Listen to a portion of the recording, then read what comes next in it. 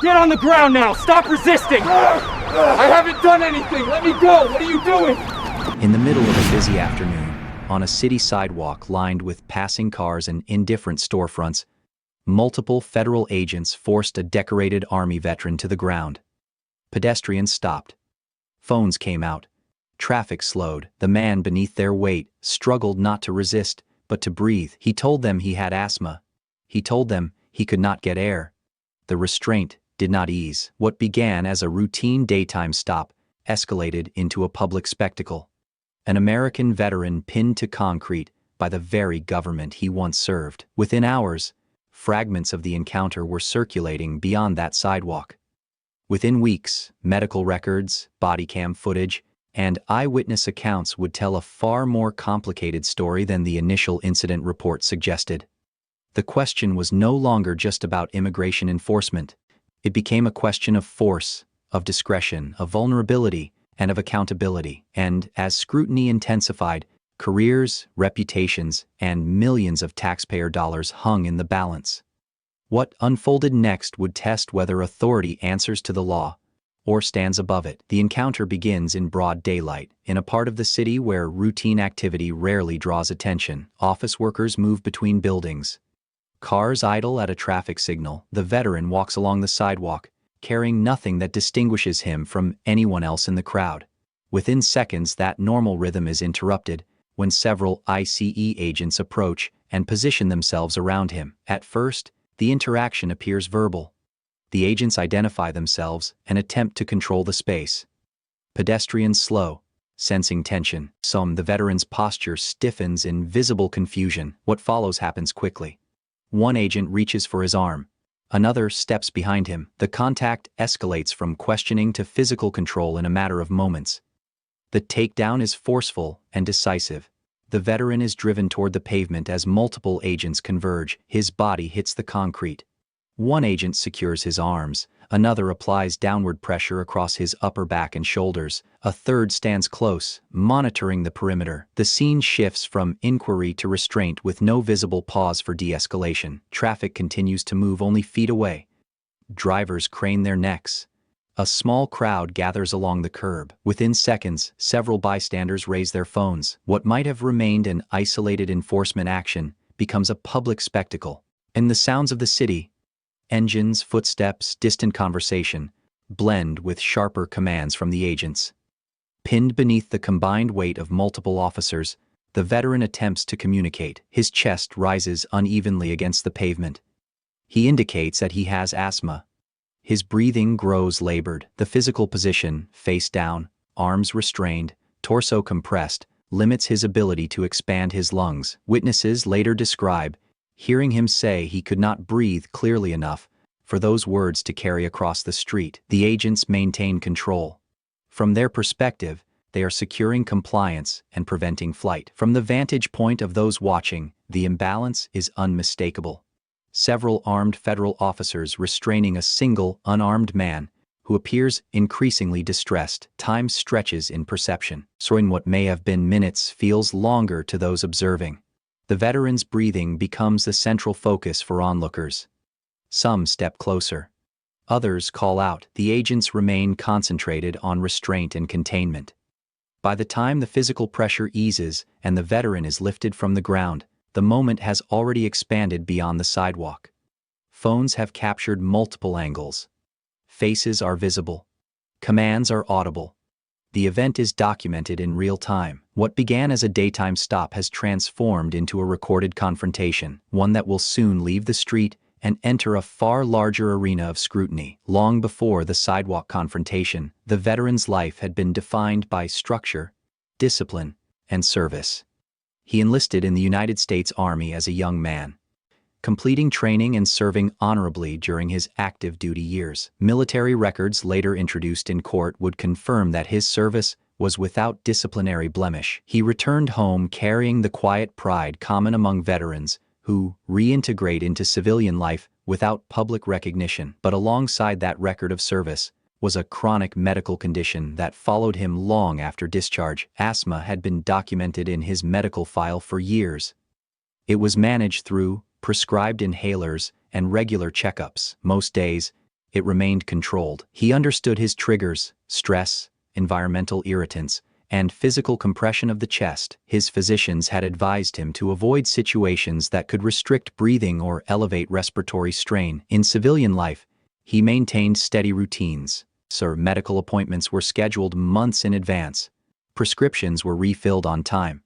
He worked to rebuild stability, employment, housing, community ties. Like many veterans, he navigated the transition from structured military hierarchy to ordinary civilian unpredictability. There was no public controversy attached to his name before that afternoon. Asthma, though often invisible, shaped daily decision-making. He carried rescue medication. He recognized early warning signs: tightness in the chest, shallow breathing, increasing anxiety that could intensify symptoms. Medical literature would later emphasize that prone restraint, lying face down with weight applied to the back, poses particular danger to individuals with respiratory limitations. The diaphragm, essential for breathing, requires freedom of movement. Compression can significantly reduce lung expansion, especially under stress. Friends and family would later describe him as reserved but steady. He did not seek confrontation. He did not expect to become the subject of federal enforcement. On the day of the stop, he was not engaged in any visibly disruptive behavior. He was moving through a public space as thousands do every day. This context would become central as the legal case unfolded. The physical reality of asthma was not speculative. It was documented, diagnosed, and managed under medical supervision. When he told agents he could not breathe, that statement carried medical weight, not emotional exaggeration. Understanding who he was before the confrontation clarifies what was at stake during it. Beneath the restraint was not an anonymous suspect, but a former soldier with a known respiratory vulnerability.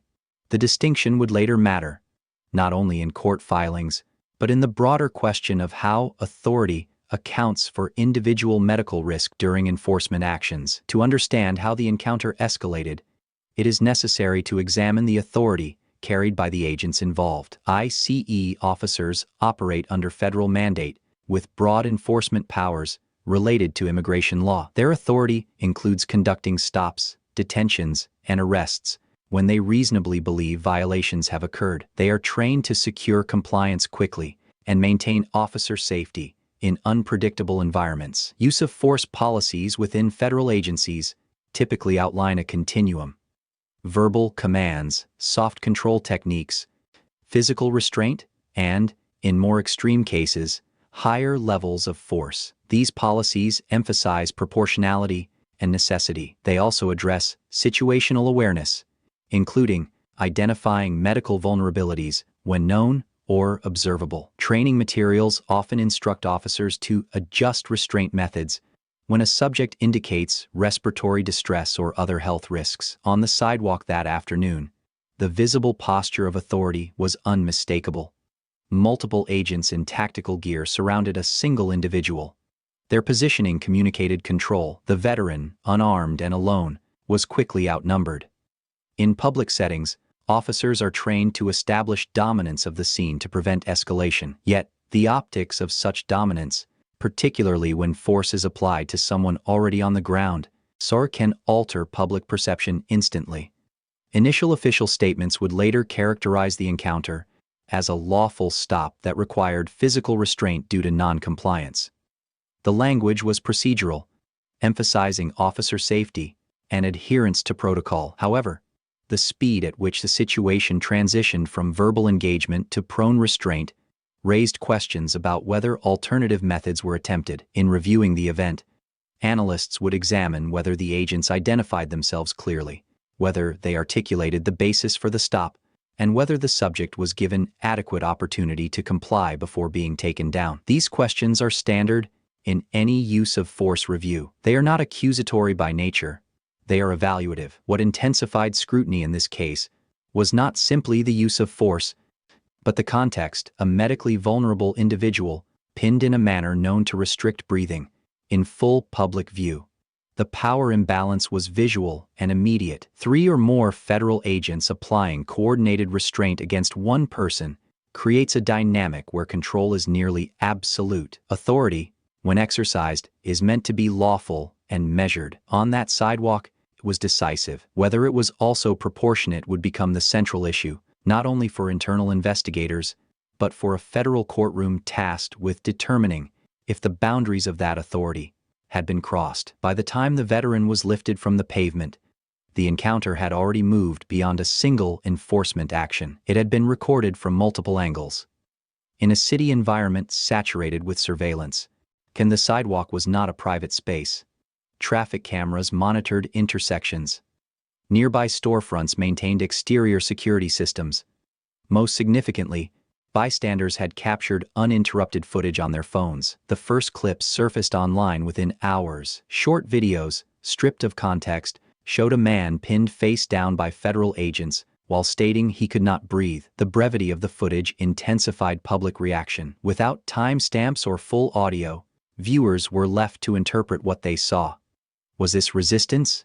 Was it excessive force? The ambiguity fueled debate. As scrutiny increased, longer recordings emerged. Some bystanders provided unedited versions to journalists and attorneys. The extended footage documented the duration of restraint more clearly. It captured the veteran's breathing pattern, the commands issued by agents, and the surrounding environment. The difference between a 10-second clip and a 2-minute recording proved significant. Attention then turned to official documentation. The incident report, completed by the agents involved, described the stop in procedural language. It referenced non-compliance and necessary force. However, as legal representatives obtained body-worn camera footage through formal requests, analysts began comparing written accounts to recorded evidence. Time markers, verbal exchanges, and the sequence of physical actions were examined frame by frame. Chain of custody became critical. Attorneys ensured that footage was preserved in its original format, preventing allegations of tampering. Independent experts were consulted to authenticate video integrity. What had begun as scattered social media posts evolved into structured evidentiary review. The presence of multiple recordings altered the power dynamic. In many enforcement encounters, narratives rely heavily on official reports. Here, the public possessed parallel documentation. The cameras did not interpret events, they preserved them. Breathing sounds, pauses, physical pressure, and the crowd's reactions were all embedded in digital files. Investigators would later emphasize that evidence, not outrage, drives accountability. In this case, the evidence was unusually robust. It provided a synchronized timeline, initial approach, escalation to physical restraint, verbal acknowledgement of asthma, and the duration of continued compression. The sidewalk confrontation had been witnessed, but more importantly, it had been archived. And those recordings would become the foundation upon which legal arguments were built, and upon which the credibility of official explanations would be measured. After the restraint ended, the physical consequences did not immediately disappear.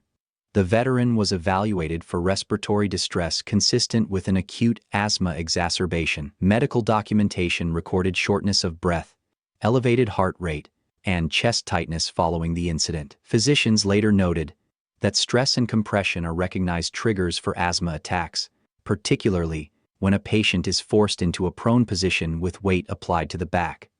Clinical analysis would become central to the case. Asthma is characterized by airway inflammation and constriction, reducing airflow. During a flare-up, even minor limitations in chest expansion can significantly impair oxygen intake. When a person is face down and restrained, diaphragmatic movement is restricted. Added external pressure compounds the limitation. In controlled medical environments, patients with asthma are often positioned upright to ease breathing, not compressed against a hard surface. Emergency treatment records documented the veteran's reliance on rescue medication after the encounter. Physicians assessed whether the episode posed longer-term risk. While he did not suffer permanent respiratory damage, medical experts later testified that the risk of serious harm under those conditions was foreseeable. The legal significance of these findings was substantial. Excessive force claims often hinge on measurable injury. In this case, the injury was not limited to bruising or visible trauma. It involved compromised breathing in a medically vulnerable individual who had verbally identified his condition during restraint. Independent pulmonology experts were consulted during pretrial proceedings. Their evaluations focused on whether a reasonable officer, informed that a subject had asthma and was experiencing difficulty breathing, should adjust restraint techniques. Expert reports emphasize that continued compression under such circumstances increases the likelihood of hypoxia, panic escalation, and cardiac strain. Medical timelines were cross-referenced with video timestamps. The moment the veteran communicated his asthma diagnosis was compared to the duration of continued pressure. These details would later inform arguments about reasonableness and proportionality. And the medical chapter of the case reframed the incident from a question of physical control to one of physiological risk. It underscored that vulnerability was not hypothetical. It was documented and voiced in real time.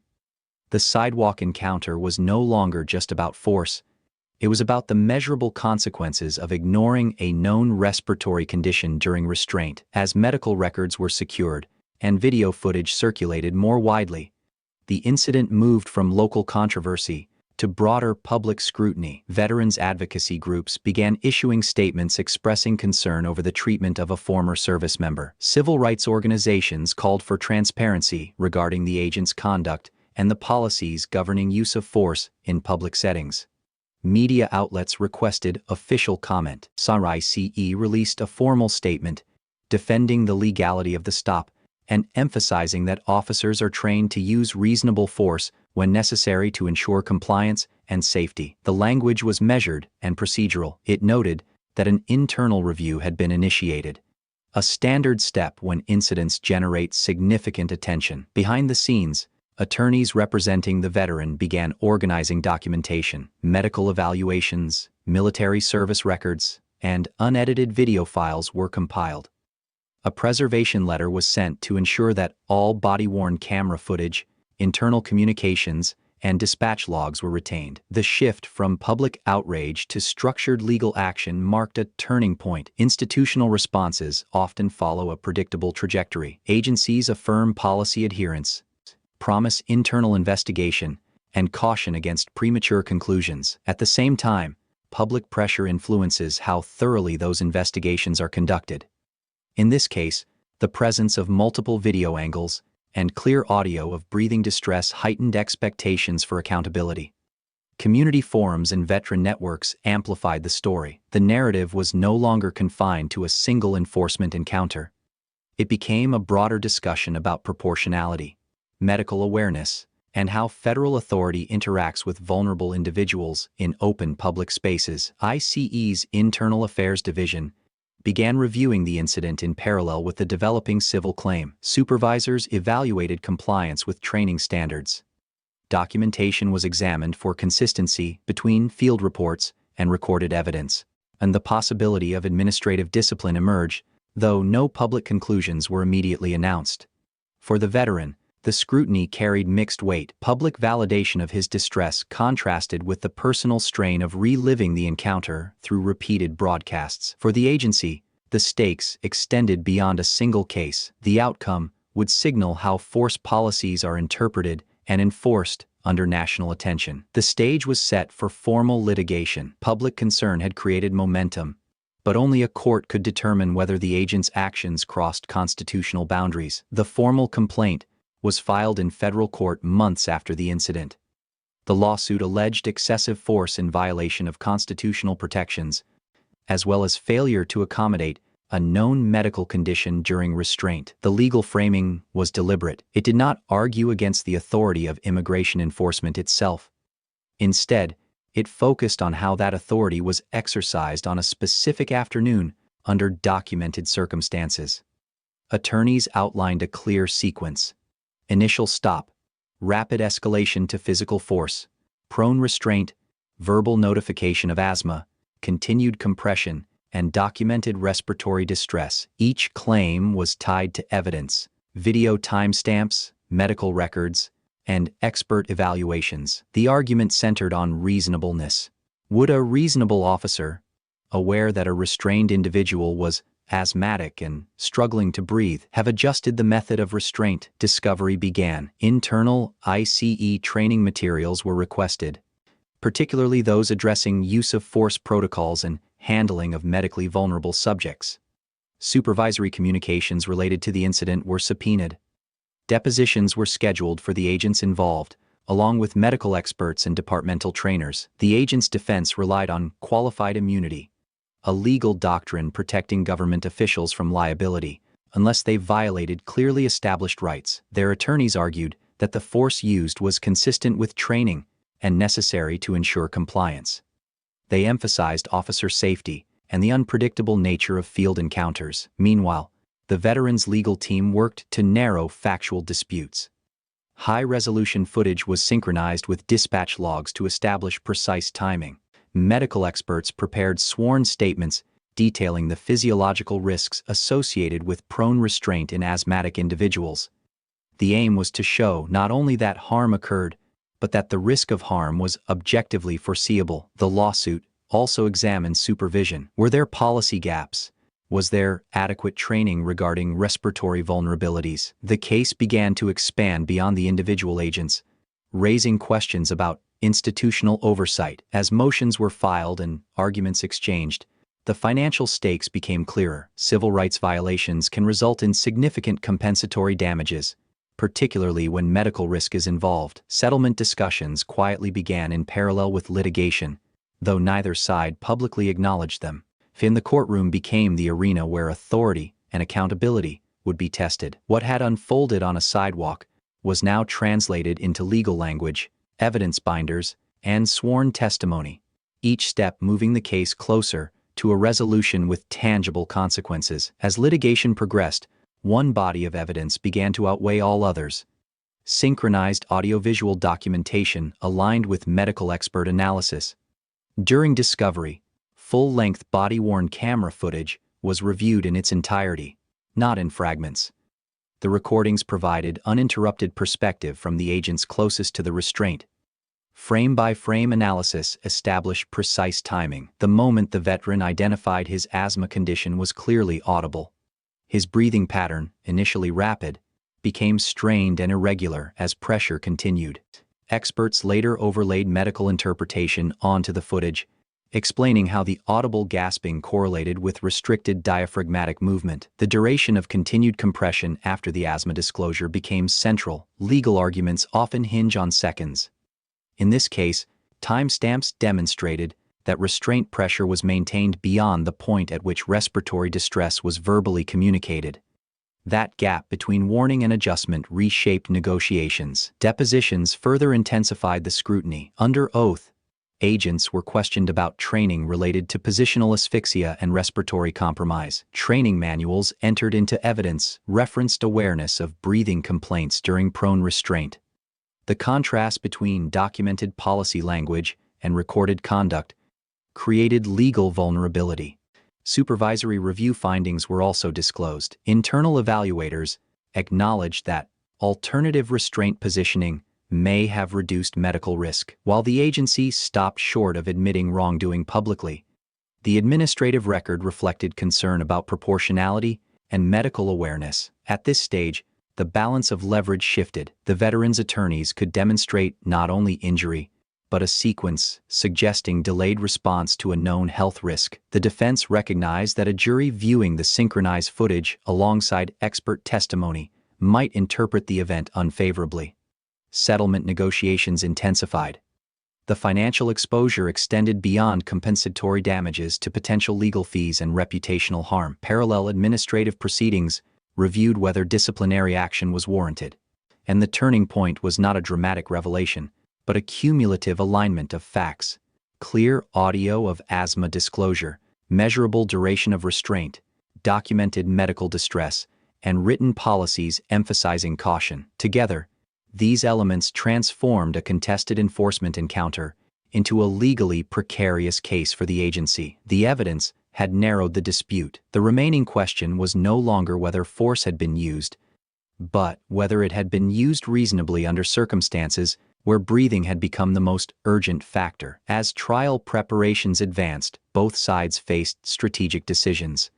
A jury trial would place the footage, medical testimony, and training materials before the public in a structured legal forum. It would also carry unpredictability. Civil rights cases involving respiratory distress and recorded evidence often produce strong reactions from jurors. Negotiations intensified behind closed doors. Mediators facilitated discussions focused on compensatory damages, potential admission language, and future policy commitments. Ultimately, the case resolved through a $2.5 million settlement. The agreement did not require a formal admission of wrongdoing, a common feature in government settlements.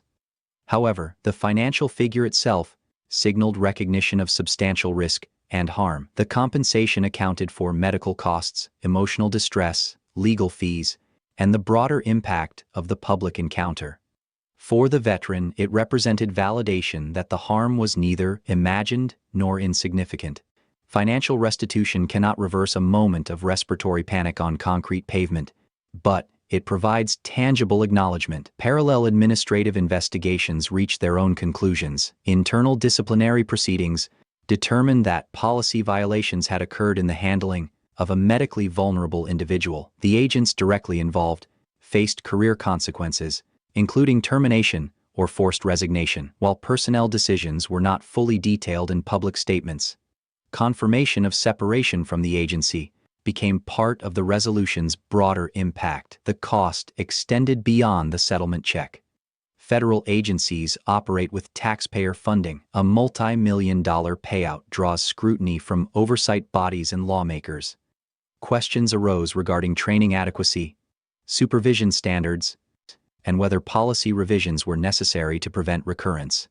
For ICE, the case became both financial and reputational. Even without formal admission, the convergence of settlement and disciplinary action conveyed accountability. The agency emphasized commitment to reviewing use of force training and reinforcing medical awareness protocols. For the veteran, the outcome closed the civil case, but did not erase the experience. The settlement marked an endpoint in litigation, yet it also served as a public record. The sidewalk encounter had consequences measured in millions of dollars and lost careers. Authority had been exercised decisively that afternoon. In the end, it was accountability, structured, documented, and financial, that proved equally decisive. With the civil case resolved, attention shifted from compensation to consequence. So oversight bodies reviewed the internal findings that accompanied the settlement. Updated training directives were circulated within the agency, emphasizing recognition of respiratory distress, particularly in prone restraint scenarios. Supervisors were instructed to reinforce de-escalation protocols and reassess positional control techniques when medical vulnerabilities are disclosed. Policy revisions, though administrative in tone, carried practical implications. Field officers received additional instruction on identifying asthma indicators and responding promptly when breathing complaints arise. Documentation standards were clarified to ensure that medical disclosures during encounters are recorded accurately and addressed immediately. While agencies rarely attribute reform to a single incident, the timing made the connection evident. For the veteran, life resumed in measured steps. The lawsuit's conclusion provided legal closure and financial stability, but it did not erase the memory of public restraint or the physical fear of being unable to breathe. Interviews conducted after the settlement reflected a restrained perspective, acknowledgement of accountability without celebration. The objective had not been publicity, but recognition that the encounter carried real risk. Public reaction gradually subsided, as news cycles do. Yet, the case remained cited in discussions about federal enforcement practices and use of force review. It became an example referenced in legal seminars and policy analysis, illustrating how documentation and medical evidence can reshape a narrative initially framed as routine enforcement. In the broader lesson extended beyond one agency or one veteran. Authority is lawful only when exercised within constitutional boundaries. The presence of cameras did not create accountability. It preserved facts. The legal system translated those facts into consequence. On an ordinary sidewalk, in the span of minutes, a confrontation unfolded that might once have faded without record. Instead, evidence transformed it into a structured reckoning. A veteran's difficulty breathing became the central fact around which policy, law, and professional responsibility were measured. The outcome did not undo the moment. It did, however, affirm a principle fundamental to democratic governance. When power is applied in excess, even briefly and in public view, it can be reviewed, challenged, and held financially and professionally accountable.